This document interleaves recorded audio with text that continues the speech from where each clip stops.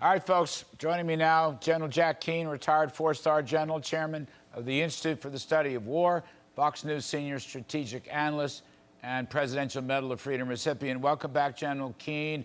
Sir, let me, before we begin, let me play from this morning's Senate hearing. Here is General Lloyd Austin, please. Our personnel have come under repeated attack in recent days by Iranian-backed militia groups, and these attacks must stop.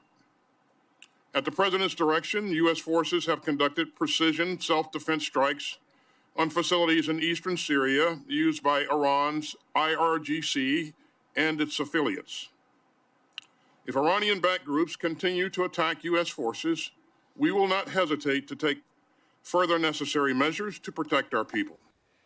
All right. Without impugning General Austin, former four-star general, that is not my intent here, but to talk about strategy and so forth, that was an underwhelming attack. We threw some missiles at an unmanned ammo base in Syria. Meanwhile, the IRGC's, the Islamic Republic's command and control center went untouched in Iraq. Their training center went untouched in Iraq. So I'm just, I'm counting, General Keane, I'm counting 27 now, 27 attacks on U.S. military assets in the Middle East, and I don't see much of a response at all, sir. No, you're absolutely right.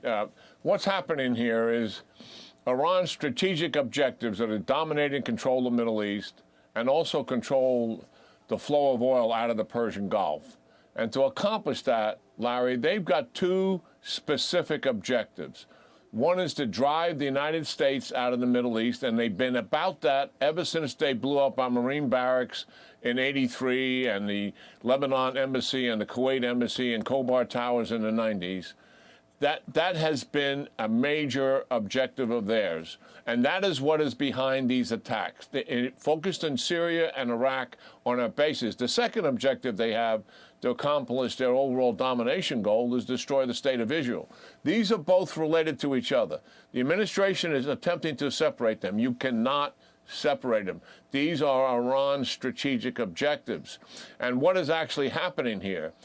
They've accelerated their attacks because of Hamas's penetration of Israel and the actual blow that has been to the Israelis. They see opportunity here. Iran is behind all of this strategy.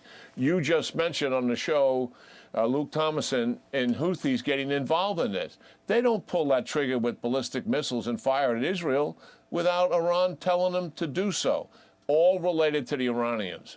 So if you have a problem like this, they're shooting at our bases, you have got to get their attention.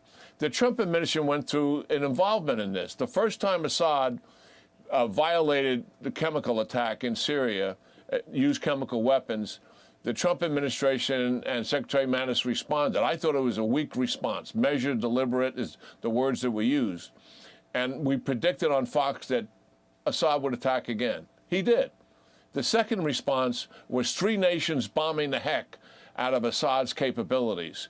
That was it, and it shut him down. So the administration learned something. And then they went on and took down Qasem Soleimani and shut just about everything down as a result of that. This administration has got to pay attention to this Iranian behavior. You've got to hammer these guys now. What am I talking about? Take away, not just send a message, but take away their capabilities. The capabilities are on the table, and we know where this is. Their command and control. They have multiple bases, above 10 of them in Syria and in Iraq. Take away their command and control, their rockets, their missiles, their drones, their logistical infrastructure. We have the capability to do that. You begin to shut down even the ability for them to do it, given they still have the will. And then if that doesn't get their attention and they continue to do it, you tell them, listen, you have a training center in Iran where all of these proxies go to train. 500, listen to this, Larry, 500 Hamas were there in September training. We're going to take that training center down there. Just tell them that. Yes. And listen, if that doesn't work, your headquarters for the IRGC is in Iran. We're going to take that down. And for those and I heard a commentator today on Fox say, well, listen, we shouldn't do anything against Iran directly because that will just arouse the people against the United States. That is not true. all the tough sanctions that Trump imposed on Iran and put them in the tank economically, the people blame the regime for that. Why? Because they're spending all the money on these proxy wars. And they hold signs up saying, stop the proxy wars. So if we hit them in Iran, because they won't even respond to what we're doing in Iraq and Syria and taking the capability away, they're not going to blame the United States for that. They're going to put the signs up again in the streets saying, stop the proxy wars. That's it. That is where we are, and we've got to have some spine here, Larry. Yes, sir. That's where precision bombing for the command and control in Iraq, precision bombing for the training center in Iran. And by the way, General Keane, we got to go, but you know, stop a ship. I keep saying this night after night after night. Stop them from selling oil to China. Stop them from selling drones to Russia. Interdict, impound. If you see a false flag, you know darn well that it's an Iranian ship. Interdiction and impoundment. Stop a ship. Send a message. I'm all for it, General Keane. I'm sorry I don't have another half hour. I mean, let them pick out they don't have to necessarily. Okay, go ahead. No, I'm sorry, sir. I got to get moving on. But thank you for your input. Thank you for everything, as always.